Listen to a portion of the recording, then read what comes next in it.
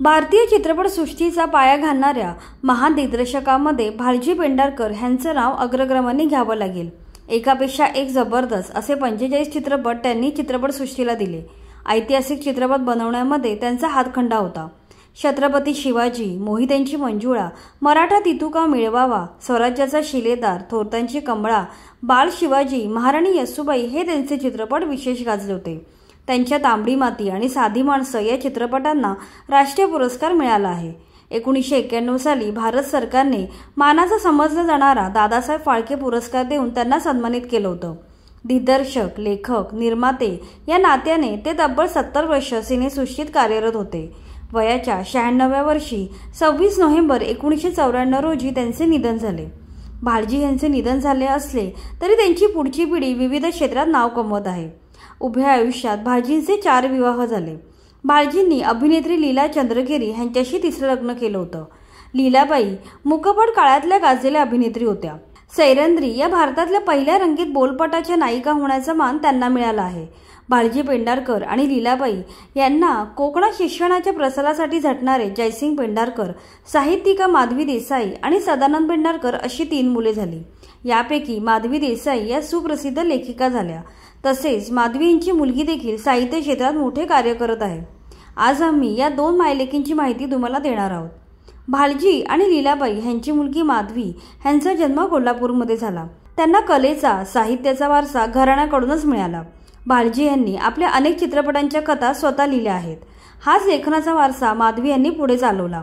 त्यांनी जवळजवळ 38 पुस्तकं लिहिली। नाच ग घुमा हे त्यांचं आत्मचरित्र खूप गाजलं।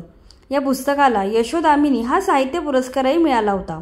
प्रतारणा व सीमारेषा या त्यांच्या 2 पुस्तकांना कला अकादमी साहित्य पुरस्कार प्राप्त झाला आहे।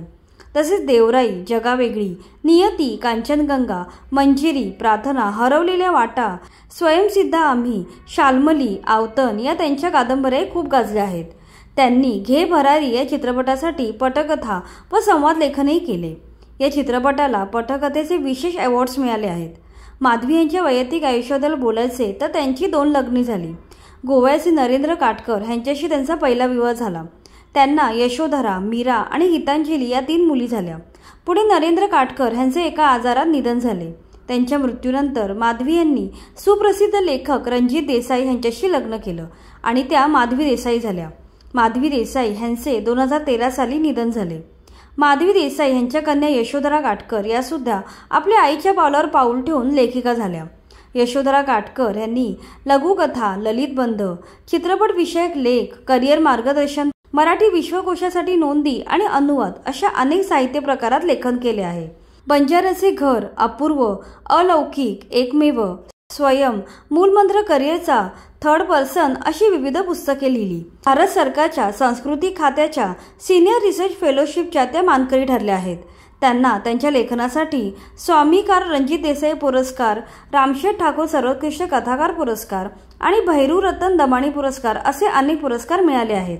अशा प्रकारे भालजी पेंढारकर यांच्या कलेचा वारसा सुरुवातीला त्यांच्या मुलीने जपला आणि पुढे त्यांची नातेही जपत आहे।